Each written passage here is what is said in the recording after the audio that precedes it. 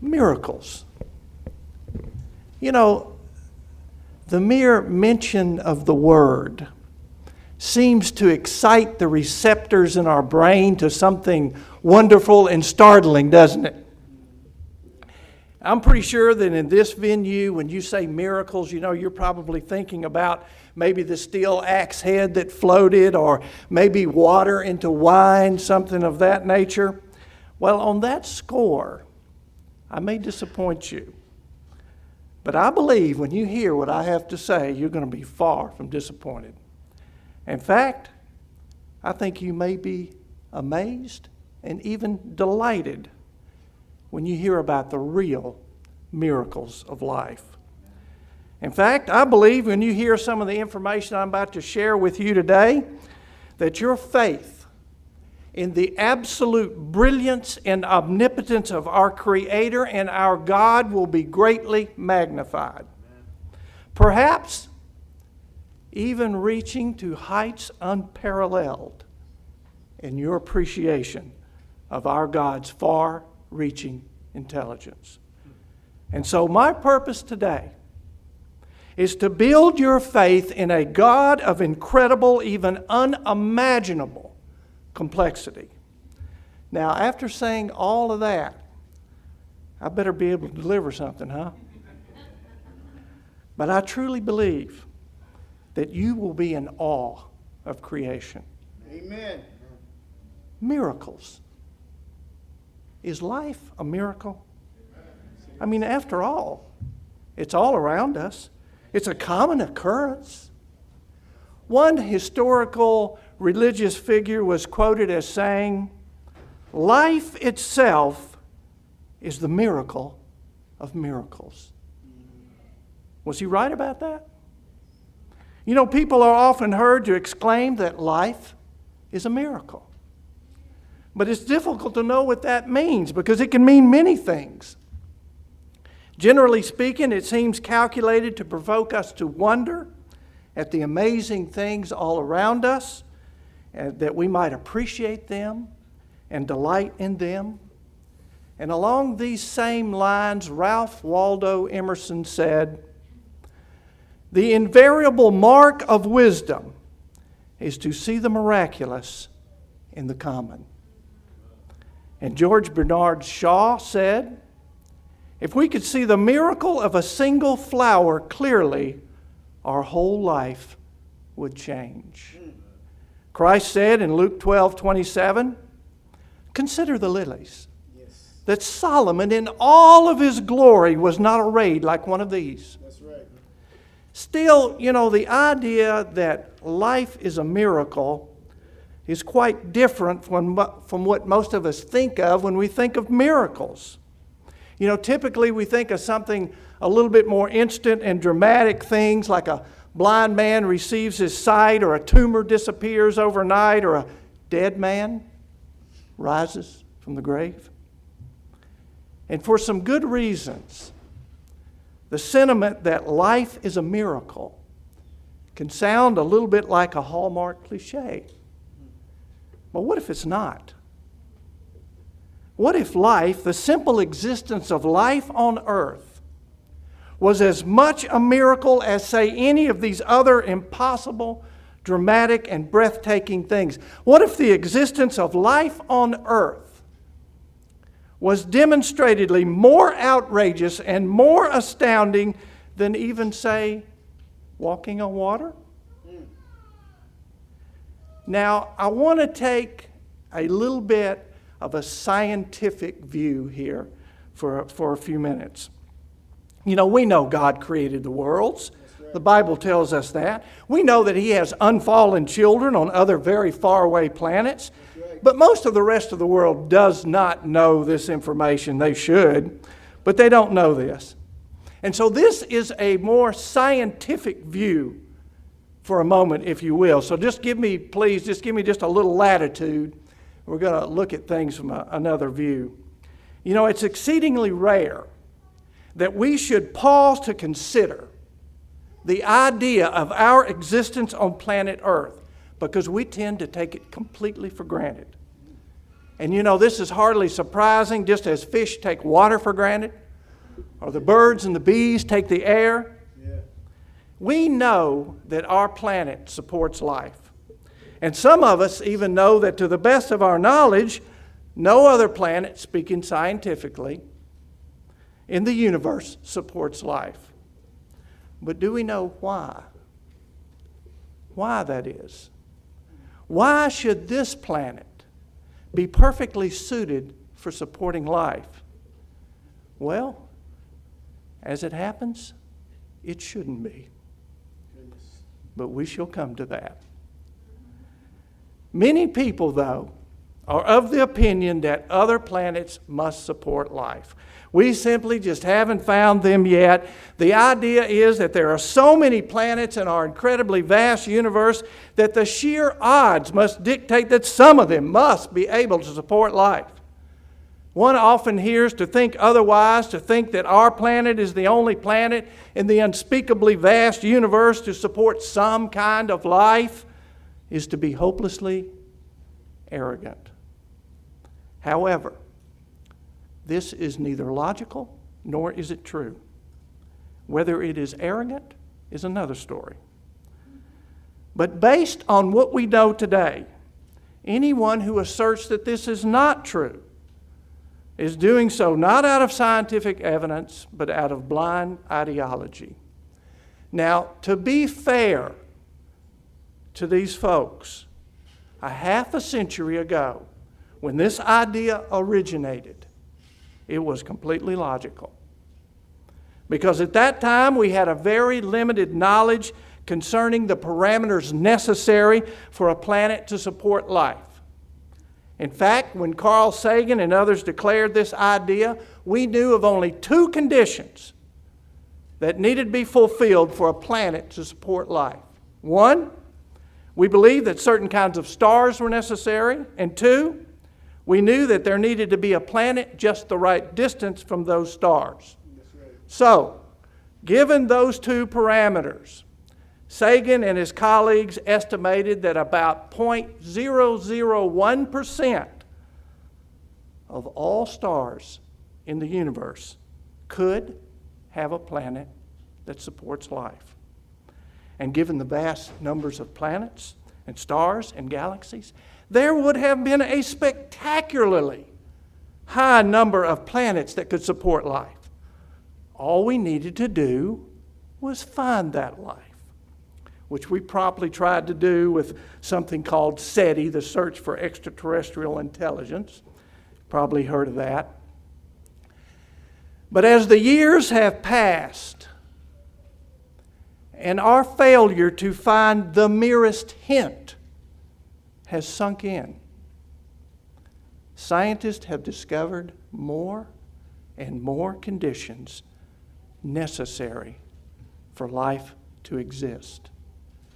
They have themselves began to understand why we haven't succeeded in finding even a hint of extraterrestrial, alien, if you will, intelligence. The more that we have studied and measured the universe, the more we have seen that the conditions for life are far more stringent than we previously thought. The number of variables necessary for life on a planet in the universe has exploded, while the number of possible planets that could conceivably support life has withered. In fact, the number shrank all the way down to 0 years ago. And as the number of variables necessary to support life have continued to grow, the number of planets that could support life has sunk further and further and further below 0. The odds against a planet supporting life have grown and grown to unfathomable and dizzying heights of impossibility. But the popular understanding of this situation has not come near to catching up with that fact. As of now, we know of so many conditions that are absolutely necessary for a planet to support life that not only is it extremely improbable that any other planets can support life, it is extremely improbable that this planet should support life. You got that right. To speak statistically and logically, life of any kind should not exist, and we shouldn't be here. Our existence, friends, listen. Our existence is a statistical and it is a scientific virtual impossibility. Now, maybe that sounds far-fetched, but that is what the most advanced science leads us to conclude.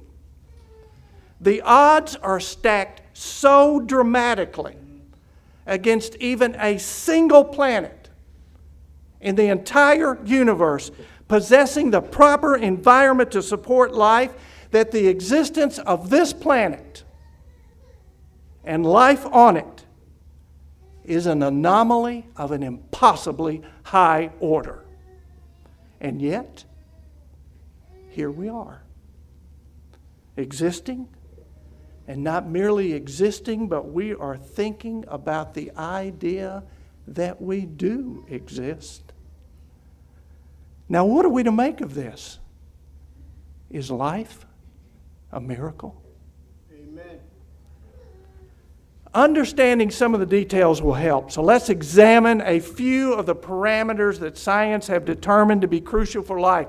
Now, as I said, that number of parameters has leapt higher and higher every year since '66 when Sagan made his calculations. And the increasing numbers of these conditions is staggering. But only a handful of them are easy for us laymen like me to understand and comprehend. And so I just want to limit ourselves to just a few of those. And so what follows now is just a tremendously abbreviated list, just a very tiny taste really, but we should keep in mind that each of these conditions are critical. If any one of them are not met, life of any kind cannot exist. But since each of these many, many variables lines up perfectly, as they must, some physicists have come to use the expression fine-tuned universe. This is because whatever one's ideology on the subject may be, it has an overwhelming appearance of having been fine-tuned to support life. By whom? Of course, is another story. We'll get to that, though. The first variable I want to touch upon is simply the size of our planet. Most of us have watched and read enough science fiction that we cannot imagine that the size of a planet would make much difference. But from a science nonfiction perspective, this is mistaken. Because the size, or really the mass of a planet, determines how much gravity it has, which determines many other things. And though it may come as a surprise, if our planet were ever so slightly larger or smaller, life here could not exist. If the Earth were slightly larger, it would of course have more gravity, which has interesting implications, I'm afraid. And it's not just that a person who weighs 150 pounds would weigh more. It's that if the Earth had a little bit more gravity, methane and ammonia gas, which have a molecular weight of 16 and 17, would remain close to our surface. And since we cannot breathe methane and ammonia, we would die. Goodness. More to the point, we would have never come into existence in the first place. Now, if you're thinking that we may have evolved or we could breathe those gases, well, I'm afraid that is more science fiction than reality. Simply put, life cannot coexist with large amounts of methane and ammonia. If the Earth were a bit larger, These deadly gases would not dissipate into the atmosphere, but would stay right down here where we would have to inhale them. On the other hand, if the earth were a bit smaller and had a little bit less gravity, water vapor, which interestingly has a molecular weight of 18, would not stay down here close to the planet's surface, but would instead dissipate up into the atmosphere. And obviously, without water, we couldn't exist. Amen. Our bodies are 75% water. And so it is a fact that we need a planet small enough to allow poisonous gases of weight 16 and 17 to evaporate, and large enough so that water vapor with its molecular weight of 18 will not completely evaporate. Now, before I go any further, I want to say a word on the unique properties of water. You know, as we all learned in grade school, a gas is less dense than a liquid, which is less dense than a solid, of course. And as something moves from one state to the next, those molecules get closer together and it gets denser, and of course it gets heavier. But if this is true, then why does ice float? Shouldn't it be denser than liquid water? And shouldn't it sink? Well, water does indeed become more dense as it cools toward becoming ice or solid until it reaches 39.2 degrees Fahrenheit, and at which point this amazing liquid begins becoming less dense. And so by the time it is actually solid, it is lighter than when it is in its liquid state and it floats. If water did not have this genuinely bizarre quirk, lakes would freeze from the bottom up, killing the fish and the freshwater life, which would have a subsequent deadly effect on other life forms. The reason water has this vital property is that each water molecule possesses two hydrogen atoms that are connected to an oxygen atom in a V-shaped angle that is about 104.5 degrees. Because of this obtuse angle, water solidifies into hexagonal structures that take up a lot of space, and therefore it is lighter than liquid water. Now, marveling at this is not inappropriate. Psalm 92:5 says, O Lord, how great are thy works, You got that right. and thy thoughts are very deep. Amen. The creation of water is very deep, Yes, it is. and it is very complex. But there are still other properties of water that are dramatically anomalous and make life on earth possible. You know, one of those is water's high boiling point. Also, its ability to dissolve many chemical substances is another. Water retains heat exceptionally well, allowing bodies of water on our planet to help stabilize and moderate our temperatures. Once again, if water did not have all of these rare properties, life would be impossible.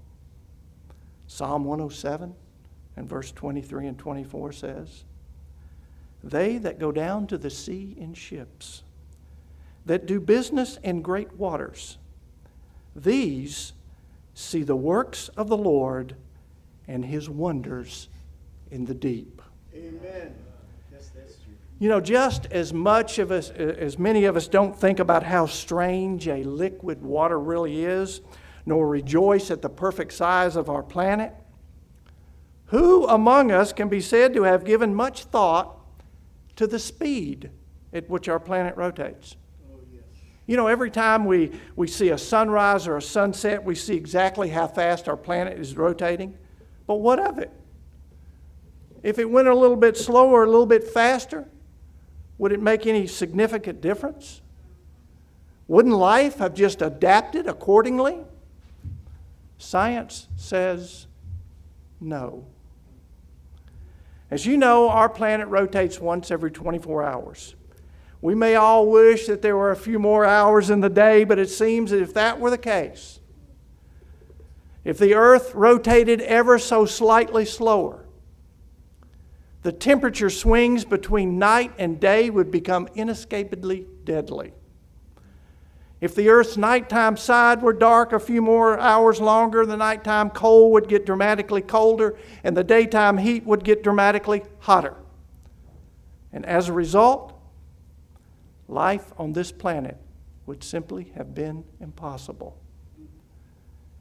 If our planet rotated a bit more quickly and therefore gave us shorter days, it would produce impossibly high winds. Just how high, we cannot say. Winds on Jupiter routinely hit 1,000 miles per hour. So if the Earth rotated slightly faster than it now does, we may conservatively imagine that it would produce winds sufficient to make impossible a stable environment conducive to life of any kind. Another critical criterion for life on Earth is the presence of an extremely large planet in our solar system. And I'm speaking of Jupiter, whose efforts on our behalf many of us have taken for granted. But without this Jovian giant where it is, comets and comet debris would strike us about 1,000 times more frequently. Jupiter's diameter is 11 times that of the Earth. Its surface area is 122 times the surface area of Earth. And one could fit 1,320 Earths inside of Jupiter. It has about 2.5 times the mass of all the other planets in our solar system combined. Now, what exactly does this have to do with comets avoiding us here on Earth? Yeah. Well, since Jupiter is composed of gas, it's not nearly as dense as the Earth, but it still has 318 times the mass, and therefore 318 times the gravity. And so most of the comets that come anywhere near Jupiter are pulled toward it. It absorbs them into its gaseous depths without even so much as a hiccup. But in most cases, it actually just deflects them away from us and out of our solar system completely. Amen. Now, who thought of this? Isaiah 55, 8 and 9 says, "For my thoughts are not your thoughts. Amen. Neither are your ways my ways, saith the Lord. For as the heavens are higher than the earth, so are my ways higher than your ways, and my thoughts higher than your thoughts." You know, Jupiter's grand significance to life on Earth must pale in comparison to the significance of our moon. For one, the moon's size is a tremendously significant reason for its importance to life on Earth. The moon's considerable gravity gives our oceans their ebbing and flowing tides. If the moon were slightly bigger, it would cause our tides to be much more extreme. And since a larger moon would, of course, exert that much more gravitational pull, with 100-foot tides, there could be no coastal cities or towns or villages. If the moon were slightly smaller and had less gravitational pull, the tides would then be insufficient to cleanse our coastal seawater and replenish its nutrients. In short, if the moon were any other size than the size it is, life as we know it wouldn't exist. Psalm 104 and verse 5 says, "Who laid the foundations of the earth, that it should not be moved forever?" You know, the size of the moon and its distance from the earth are also responsible for stabilizing the earth's rotation. If it were not stable or it was not at its current optimal angle, we could not be here. Without the earth's tilt, we would not have our seasons, and our temperatures would be much less stable. So if the moon weren't precisely the right size and distance from the earth, our rotational axis would have changed over the centuries, making life here quite out of the question. The human mind longs for meaning and for answers to such extraordinary mysteries. Just how might something so outrageously precise have just happened? But if the size of the earth or the size of the moon were slightly different, or if the rotation of the earth were slightly faster or slower, or if Jupiter weren't as big as it is and positioned exactly where it is, life here couldn't even be dimly possible, much less a reality. And these are just a small handful of the parameters necessary for life to be possible. As I said, in the 60s, when Sagan was trying to calculate how many planets in the universe might potentially support life, there were only 2 fine-tuned characteristics worth bothering with, which gave him the very hopeful result that about 1 in 10,000 planets should support life. And given how many planets there are in the universe, it was clear that there must be life out there in abundance. But by 2001, the number of fine-tuned characteristics necessary for life had leapt to over 150. And when we do the calculations now, we discover that the odds of a planet supporting life are less than 1 in 10 to the 23rd power. That is a 1 followed by 23 zeros. It's a number this long. And in the known universe, now I'm speaking of the known because there's a lot we don't know, but in the known universe, the number of planets is only about that same number. And so according to these figures, the odds of any planet being able to support life are 1 in 10 to the 50th power. It's double that size. It's a number this long. It doesn't make any sense at all that the earth should have somehow beat these odds. But we did. Somehow. Psalm 100 and verse 3 says, "Know ye that the Lord, He is God. It is He that hath made us, and not we ourselves. We are the people of His pasture." Amen. Now, I want to return for a moment to the further surprising subject of our moon. Since most of us typically don't think about the moons orbiting other planets in our solar system, we don't appreciate the particular strangeness of the Earth's moon, which is radically different from the other moons in our system. To begin with, the Earth is the only planet in our solar system that has only one moon. Now, we take this as a matter of course, as though seeing one moon in the sky is the only option. But some planets in our system have no moons. Others have multiple moons.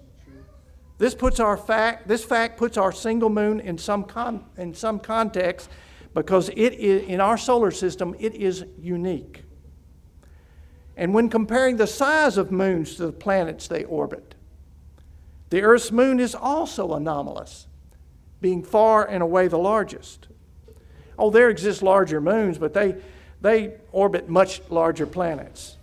And so relative to the size of the planet, our moon is by far the largest moon in our solar system.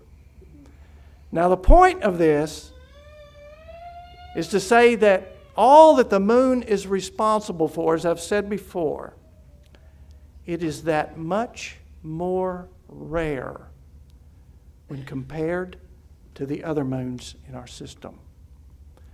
Now, we cannot leave the subject of the moon until I touch upon the almost unthinkably amazing subject of eclipses. Oh, yes. Now, most of us haven't considered that for eclipses to occur as they do, the sun and the moon must appear almost precisely the same size in the sky. And as with so many things, we take eclipses for granted. They're just part of the way things are.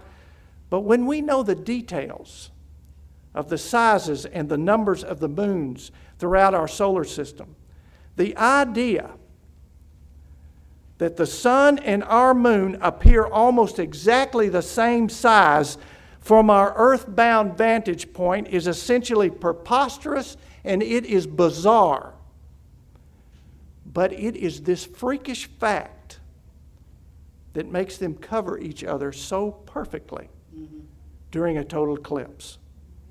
And though that may have no bearing on the existence of life as far as we know, like all else that we have examined, it gives such startling evidence of design, and therefore a designer, that we can hardly ignore it.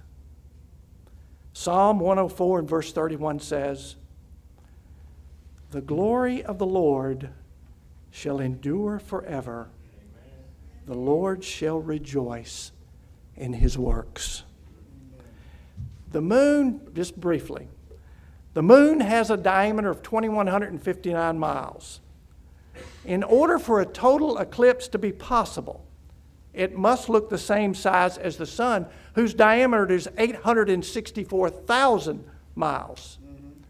But if you divide 2,159 by 864,000, you get 400. In other words, the sun is 400 times the size of the moon. So, in order for them to look the same size from the earth, the distance from the earth to the sun must be about 400 times the distance from the earth to the moon. Now, what are the odds that that should be the case? But it is. Can we avoid being taken aback by this?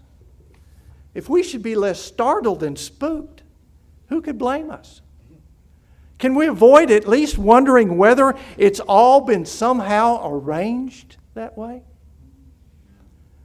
It seems impossible to avoid logically concluding that the existence of our universe is a miracle, one of impossible proportions. The more we know, the clearer it is that we should not be here to think about being here. That's right. Our existence is an outrageous and it is an astonishing miracle, one so startlingly and perhaps so disturbingly miraculous that it makes any miracle like parting of the Red Sea pale in such insignificance that it almost becomes unworthy of our consideration. Amen. Is there any escaping the conclusion that the existence of life on planet Earth, or of life of any kind anywhere, is an astonishing, incomprehensible miracle? Can we ever again really take our existence here for granted, knowing how superlatively precarious it is? If God made everything in the vast universe just as it is, simply so we could exist, and that is the only logical and scientific possibility, we must begin to wonder why. What are we to Him that He would do all of this? Why would He make it so extravagantly, even so unreasonably perfect? If it was all done for us, the question arises then, who are we? I'm telling you. Now, why in the world did I tell you all of this? Because, friends, life is a miracle. You are a miracle. You are very, very special. Amen. You are incomprehensibly valuable to God. No matter how many people there may be on this planet, in comparison to the vastness of the universe, you are a rare, rare jewel. All right. You're a star in somebody's crown. No wonder God says you're the apple of His eye. Jeremiah 31:3 says that I have loved thee with an everlasting love. And with loving kindness I have drawn thee. Friends, please, don't do anything to destroy this great miracle that God has created. You are just too precious to be lost. Won't you give the Lord your whole heart? And He'll surely give you joy